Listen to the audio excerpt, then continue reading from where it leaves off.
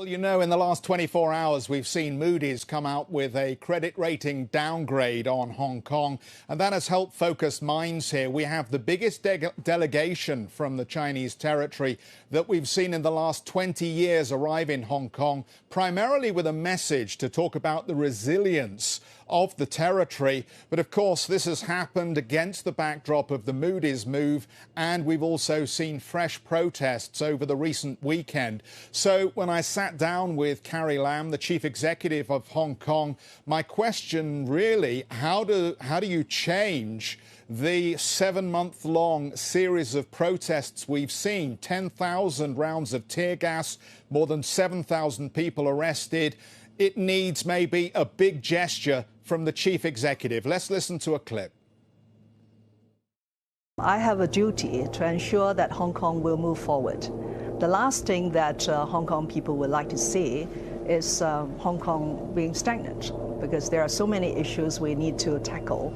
So taking responsibility could take the form of continue to try to arrest the situation and help Hong Kong to move on, whereas walking away does not solve the problem.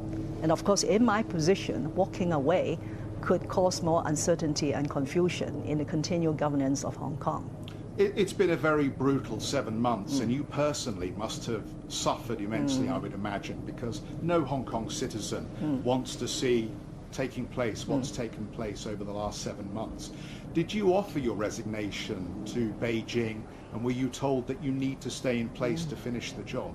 Well, I have said in public, and I will repeat here, Geoff, that I have not tendered my resignation, because the core of responsibility requires me to stay on and deal with the situation.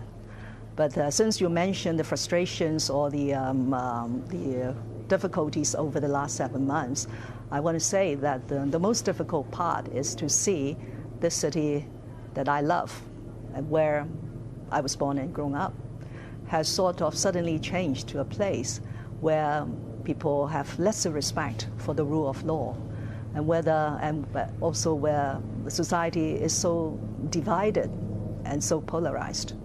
So I really hope that as we move on, that we will overcome some of these challenges.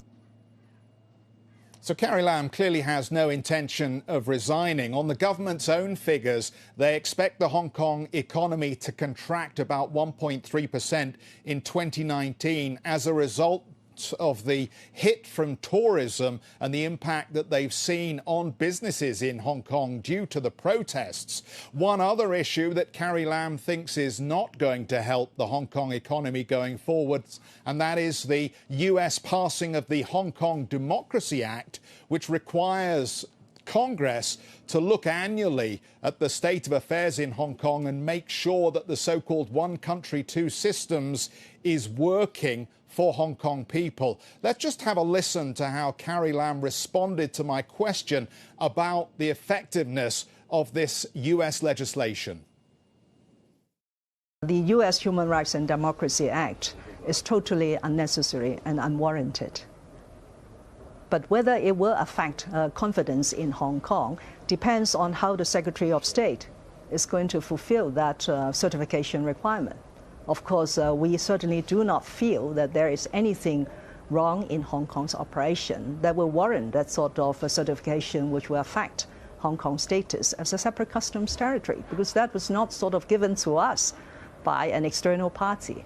That's something also provided for in the basic law, that Hong Kong operates under one country, two systems. We could have our own multilateral, bilateral arrangements. We have our own separate customs regime. And we hold very dearly to those distinctive advantages under one country, two systems. But you mentioned about our economy taking a hit. That's true. We are expecting going into negative growth 2019 and maybe even 2020. But if you look at another sector, the financial services, they are as robust as ever. Absolutely. We have a very good year 2019 and probably 2020. So Hong Kong should continue to seize those strengths and grow the economy. Well, Carrie Lam clearly doesn't like the US legislation on Hong Kong. Something else that she's not going to like, and nor is the Hong Kong economy, and that's this latest respiratory disease in China. While I think medical officials are getting to grips with that, it does raise the spectre, of course, of SARS and what the impact was of that on the Hong Kong and the broader Chinese economy, and it wasn't good. So at the moment, it just seems the Hong Kong government cannot get a break at this stage.